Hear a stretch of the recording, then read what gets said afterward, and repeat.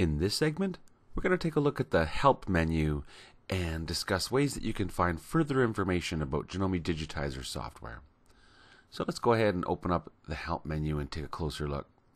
So we have options in here to see the on-screen help, the on-screen manual, the on-screen workbook, the release notes, about Digitizer MBX, and the Janome web page.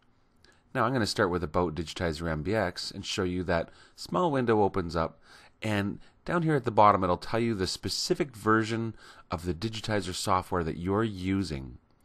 And it's possible that there will be an update for your software, and if there is, you would find out about that on the Janome website. And so with the Help menu, you could use this link here to use your Internet Explorer browser to visit the Janome website. And when you're there, you can check on things like updates to your software. There are additional lessons about using Janome Digitizer software. There's also a forum where you can discuss using digitizing software with other people who also have Janome Digitizer software.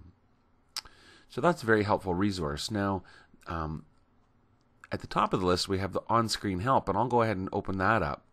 And you'll see that a searchable set of help documents becomes available. And right now I'm looking at the Contents tab, and you could plus on these little content booklets and see that there's all sorts of basically tutorials on how to use the software available, and this is searchable. So for example, if I click on the Search tab, type in the word applique,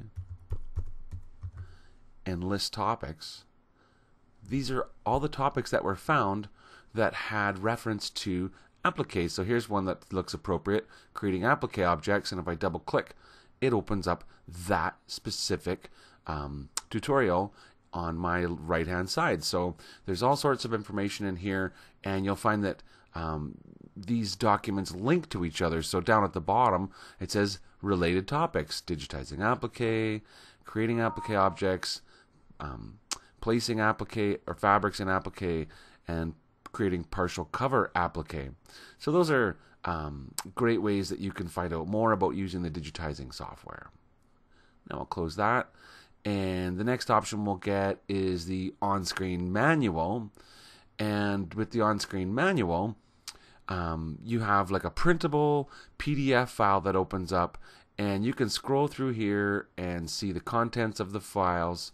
And there's this will literally show you specific details on every part of your software, right from the installation all the way through to advanced editing techniques. And one of my favorite things is towards the end of the on-screen manual are some of the appendixes where you'll have reference charts to things like your hotkeys or just all sorts of helpful. Here's your quick reference pages here. So descriptions of all the tools, lists of your hotkeys, telling you things like the supported files and hoops, and goes on and on.